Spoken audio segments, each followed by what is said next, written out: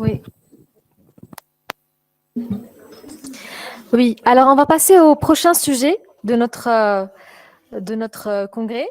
Il s'agit du statut oxydatif séminal, fragmentation de l'ADN spermatique et infertilité masculine. Il nous sera présenté par le docteur Louanjli Noordine, spécialiste en biologie médicale, en biologie de la reproduction humaine, qui dirige le département de la fécondation in vitro et conservation des gamètes. Il est aussi membre de l'association HS. Je vous laisse la parole. Merci beaucoup pour l'invitation et merci beaucoup pour Dr Nabi pour l'énergie débordante. Grâce à elle, la pérennité de ces journées sont extraordinaires. Hein. Je suis vraiment fier de vous.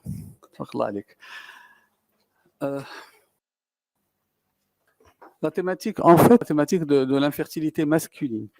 On a l'habitude, nous, de travailler avec le spermogramme, mais le spermogramme, depuis l'avènement de la dernière édition de l'OMS en courant 2021, elle a noté un certain nombre de points. C'est que les paramètres spermatiques ne sont pas suffisants pour déclarer un sperme normal.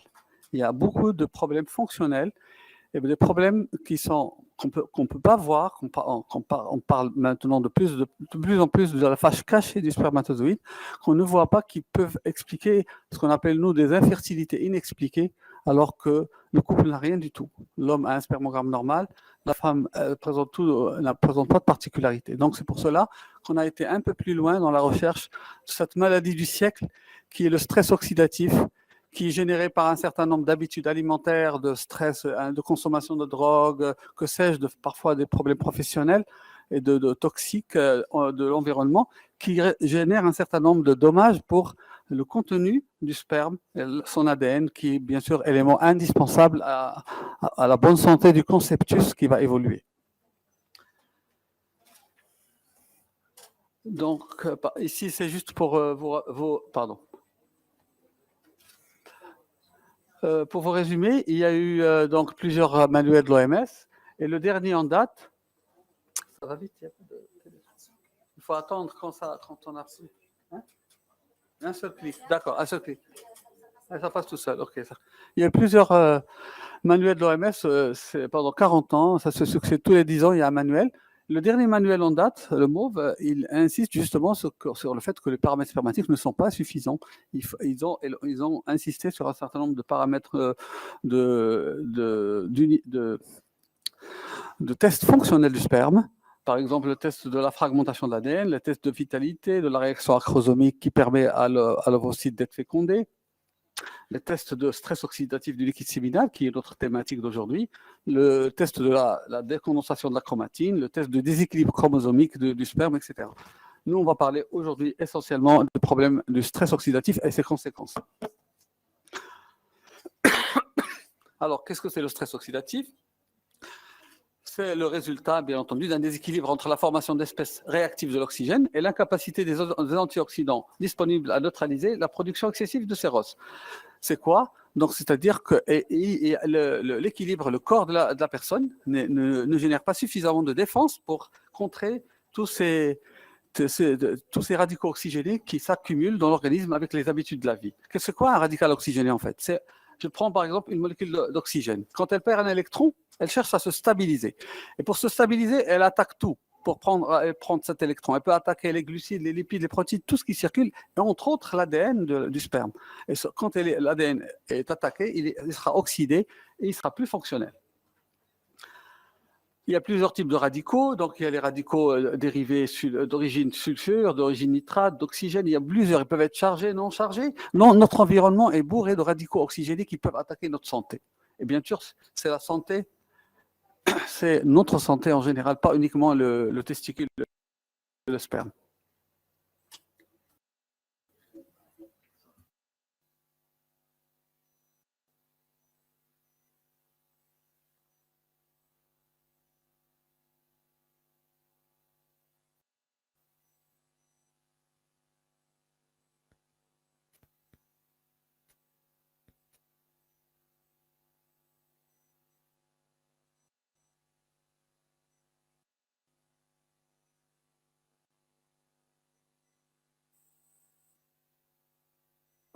Voilà. pourquoi le spermatozoïde est particulièrement sensible au stress oxydatif? Tout simplement parce qu'il n'a pas de cytoplasme, il n'a pas de moyen de transcription, de traduction. Ces lipides membranaires sont des lipides hypersensibles, polyinsaturés, et il a un métabolisme mitochondrial très, très, très élevé à cause de la mobilité qu'il doit générer pour progresser. Et ces dérivés actifs agissent sur la membrane plasmique, interfèrent avec la signalisation cellulaire, et surtout, elle attaque l'ADN. C'est ça le gros problème, c'est l'ADN spermatique. Et le problème de cette attaque, s'il n'est pas réparé, elle est mutagène, elle peut générer des problèmes héréditaires et même des problèmes de cancérologie. Donc, les étiologies des dommages de l'ADN spermatozoïde, il y a stress oxydant, bien sûr, mais il y a l'apoptose naturelle, il y a les anomalies de compaction pendant les processus physiologiques de la spermatogénèse, mais tous ces éléments peuvent agir de façon indépendante comme ils peuvent agir de façon synergique. Donc, ici, les causes. Il y a une petite revue qui a été faite en 2020 sur les causes éventuelles de ces stress oxydatifs, donc par Ashok Agarwal, un grand qui travaille beaucoup sur l'infertilité masculine. Donc, on voit ici toute la consommation de drogue, de tabac, la pollution, des maladies systémiques, des diabètes, cancers, des infections systémiques, bien d'autres pathologies. Même les stagnations à long terme, comme c'est les paraplégiques ou certaines pathologies où il n'y a pas d'émission de sperme, le sperme ne se renouvelle pas, tout ça, ça endommage, il y a une accumulation de stress oxydatif qui endommage l'ADN du spermatozoïde. Comment évaluer le stress oxydatif? Bon, on ne va pas aller dans les détails de laboratoire, il y a plusieurs méthodes. Il y a des molécules actuellement qui peuvent capter ces radicaux oxygénés et émettre des fluorescences qui peuvent être mesurées.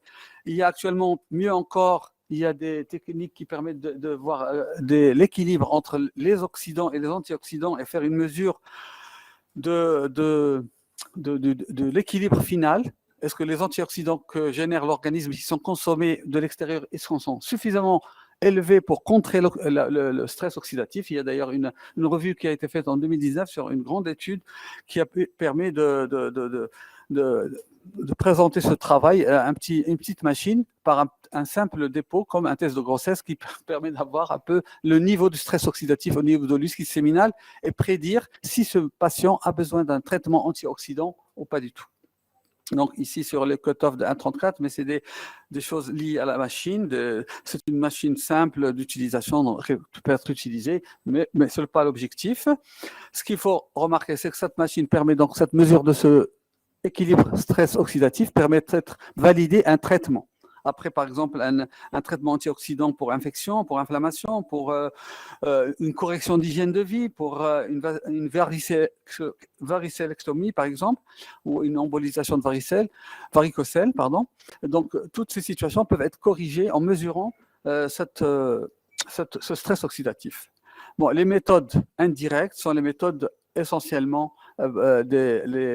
l'évaluation des acides, l'oxydation des acides nucléiques, mais ça c'est un peu sophistiqué, et c'est surtout l'ADN spermatique qui est évalué. C'est ça notre thématique qu'on fait, c'est une test de routine maintenant, qu'on peut évaluer la fragmentation de l'ADN spermatique si par exemple un couple, malgré la normalité des paramètres spermatiques, la femme n'a pas de problème, toujours pas de conception naturelle après un an, on me dit l'OMS, après un an, il faut s'inquiéter et commencer à faire ce genre de tests complémentaires, notamment la fragmentation de l'ADN. La source de la fragmentation, elle peut être un simple brin, un double brin, elle peut être des lésions, une modification de base, peut être des pontages protéiques, toutes les sources de cette fragmentation, de ce dommage de l'ADN sont très, très multiples. Bien entendu, il ne faut pas oublier l'âge. Avec l'âge, après 40 ans, il y a une dégradation naturelle, une fragmentation naturelle qui augmente. Donc, forcément, c'est ce qui explique un peu l'infertilité un peu plus accentuée au-delà de 40-45 ans. Bien entendu, l'exposition professionnelle, ça a des synébagismes, etc., le stress oxydatif. Cela pour vous dire, il faut d'abord, dans l'interrogatoire, dans l'infertilité, l'interrogatoire de l'homme est très importante. Voir un peu si on peut éviter la source de ces stress, très important, avant de passer à un traitement. Parce que les traitements sont parfois coûteux, long terme, Donc, minimum 3 mois pour corriger l'ADN du sperme. Alors, parfois, il faudrait commencer si le stimulus, si le problème persiste, comme par exemple une cigarette, une industrie chimique, que sais-je, consommation d'anabolisants, de drogue, n'importe quelle consommation chronique, on va rien arranger. Il faut absolument commencer par enlever la source et aider par la correction par les antioxydants. Pardon. Ici, une explication, il y a un travail qui a été fait récemment qui a montré justement que dans les problèmes de morphologie spermatique, quand vous avez un compte rendu de sperme et que vous trouvez qu'un sperme il est très endommagé au niveau de la morphologie, cette revue sur une centaine d'articles retrouve à tous les coups le stress oxydatif. Le stress oxydatif, il génère une grande majorité des anomalies morphologiques du sperme. Et or, ce paramètre de morphologie, c'est un paramètre capital dans la fécondation et la conception naturelle. Donc, le stress oxydant, dans un environnement non corrigé de stress oxydatif, peut être responsable, bien entendu, d'une infertilité inexpliquée au long terme, alors que les paramètres spermatiques sont normaux. Les évaluations au laboratoire, je vais passer rapidement parce que c'est un peu notre cuisine interne. Il y a plusieurs façons de voir un sperme, ADN fragmentaire. Regardez par exemple ici par fluorescence, les spermatozoïdes, ils sont fragmentés et les bleus, ils ne sont pas fragmentés. On fait un ratio et on donne au médecin le ratio qui a un maximum de 30%. Il doit être inférieur à 30% pour entamer ou non un traitement. Ici, les dernières recommandations des associations, des sociétés savantes, aussi bien de la Société française d'urologie que la Société américaine, la SRM, tous convergent vers la même chose. Même la Société européenne insiste sur ce petit paramètre, ce petit test d'évaluation de l'ADN spermatique dans les cadres des infertilités inexpliquées, dans les fausses couches à répétition, dans les retards de conception et dans les échecs d'assistance médicale. Quand le médecin ou le staff décide de lui faire, par exemple, une fécondation in vitro, une ICSI, que ça ne marche pas, il faut ne pas écarter l'ADN spermatique. Parfois, on est obligé de la corriger. Parce qu'en embryon, ça se fait à deux. Il faut que l'ADN du sperme doit être correct. Sinon, il va faire des fausses couches, il va faire des avortements, des arrêts de croissance intra-utéraux. Même au laboratoire, on voit ça. Donc, pensez à la qualité du sperme avant de dire au couple, vous n'avez aucune chance. Dans l'assistance médicale à la procréation, oui, il y a eu beaucoup d'études qui ont montré justement que les spermatozoïdes qui n'ont pas de fragmentation généraient des embryons qui évoluent beaucoup, beaucoup plus vite et qui donnaient des grossesses plus facilement. Donc, toutes ces études ont été validées dans des systèmes d'observation en continu de la croissance du laboratoire. Donc, la fragmentation, elle a sa part de l'ADN spermatique, elle a sa part dans les échecs de fécondation in vitro et donc d'AMP. Là aussi, dans les inséminations, et Dieu en sait, il y a beaucoup de cas d'insémination, vous pouvez même les faire, en général, c'est facile d'accès. Les inséminations également, quand la frag est élevée, il y a très très peu de résultats. La fragmentation de l'ADN spermatique générée par le stress oxydatif. Là, maintenant, il y a beaucoup de travaux qui ont été que justement, pour réduire cette fragmentation, on peut agir dans l'immédiat sur l'abstinence. Si on réduit l'abstinence, on peut déjà améliorer la fragmentation. Et c'est important, il faudrait enlever les vieilles habitudes des rapports fréquents vont diminuer la qualité du sperme. C'est pas vrai. Des rapports fréquents vont améliorer, peut-être ils vont diminuer un peu la quantité, mais ils vont améliorer la mobilité et la qualité de l'ADN. Donc, c'est pas vrai. Il faut pas dire aux gens, essayez de garder ce sperme jusqu'au jour J, etc. Pour le rapport. Non, il faut multiplier les rapports.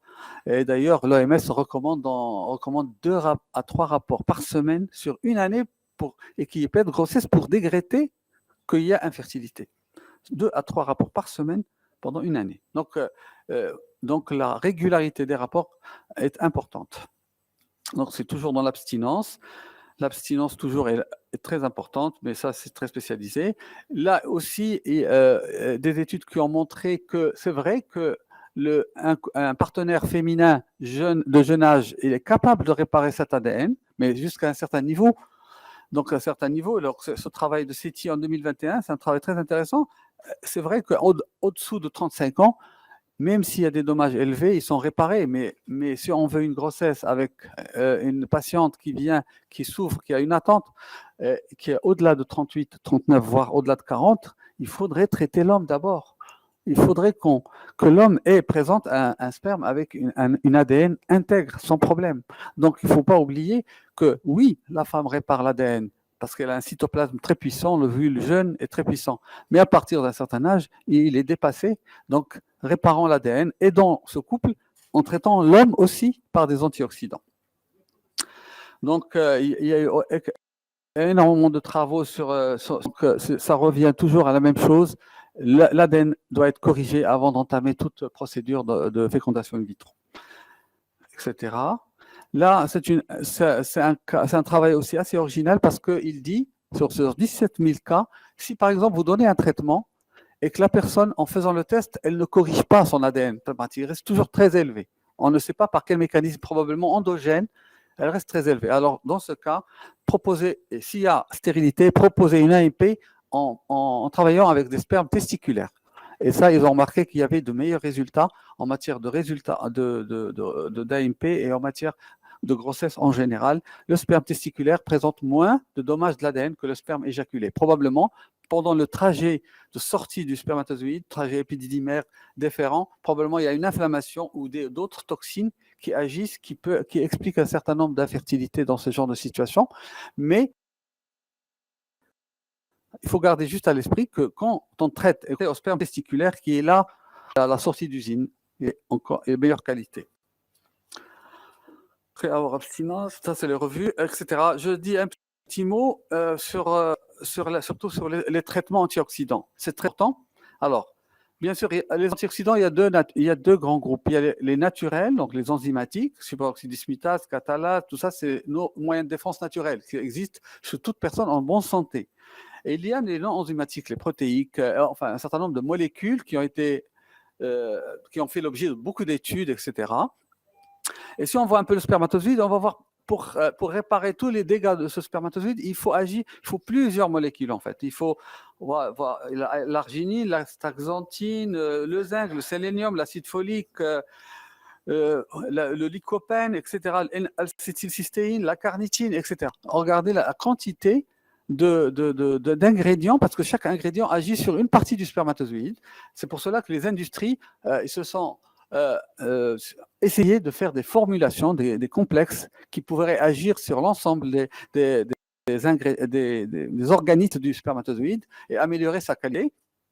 Et donc, c'est les molécules qui reviennent à chaque fois. C'est la vitamine C, la vitamine E, le zinc, le sélénium, la vitamine A, le lycopène, la L-carnitine. C'est très important, la L-carnitine. Donc, la acétyl-L-carnitine, la N-acétylcystéine, glutathion, vitamine D, acide folique, coenzyme Q10, toutes ces molécules reviennent à peu près au niveau de toutes les industries.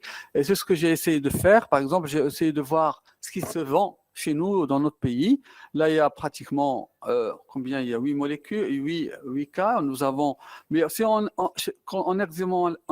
examinant l'intérieur, il y a toujours des molécules qui reviennent. C'est comme la L-carnitine, certaines vitamines, le sélénium, le zinc, ça revient à tous les coups. Le condensile, il y a bien sûr la cystéine aussi, l'arginine, la N-acétyl, le coenzyme Q10 qui revient. Le dernier en date, c'est le H-Boost aussi. Il a pas mal d'ingrédients nouveaux et surtout le coenzyme Q10 à forte dose. Donc, pour conclure, il faut faire attention. Traiter un stress oxydant en enlevant d'abord la source, oui, je suis d'accord. Mais le traiter sur une période déterminée, entre 3 et 6 mois, ne jamais dépenser 6 mois. Parce que si on traite trop, on va tomber dans ce qu'on appelle le stress réducteur, qui a le même problème, qui va générer les mêmes soucis que le stress oxydant, c'est-à-dire l'infertilité masculine. Donc, oui, enlever la source des problèmes, repérer par l'interrogatoire d'où peut venir le problème de l'infertilité inexpliquée, en supposant qu'elle soit oxydative. Elle fait la source, traiter 3 mois par une formulation. Nous avons le colombara du choix dans nos pharmacies. Et après 3 mois, on peut ne pas revalider le test. On peut juste, à ce moment-là, aider la femme par des petites stimulations pour essayer d'avoir une grossesse naturelle. Et je vous remercie.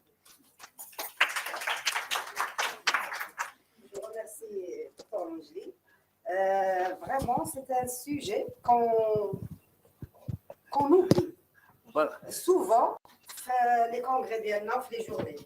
Alors, la question qui se pose, c'est que chez les couples, disons, les couples arabes, c'est toujours la cause de stérilité, c'est la femme. Rarement que c'est une cause de l'homme. Eh bien, nous, les praticiens, je crois que c'est temps de demander un bilan au début pour les deux membres du couple. D'accord? Ça, je crois, on va sauver la femme qu'elle soit bousillée par les hormones. Un simple traitement qui peut être porté pour le sperme et qui va sauver le couple. Exactement. Oui, toujours garder l'homme à l'esprit, s'il vous plaît. Et un spermogramme normal par les labos classiques ne veut rien dire. Si il est normal et qu'il n'y a pas de grossesse après une année, en veillant dans l'interrogatoire de vérifier qu'il y a des rapports réguliers non protégés, il faudrait introduire l'antioxydant. Tout simplement. Non, vous faites normalement, pour ne pas alourdir les charges, vous mettez spermogramme d'abord. S'il revient anormal, en général, vous êtes fixé. C'est anormal, oligo, azo, que sais-je, asténototal. Donc vous avez d'autres problèmes, il faut l'orienter vers un centre de paiement. Mais s'il est normal, et que vous, la femme, vous lui demandez qu'elle est de jeune âge, fraîchement mariée, un an et demi, rapport régulier, pas de problème.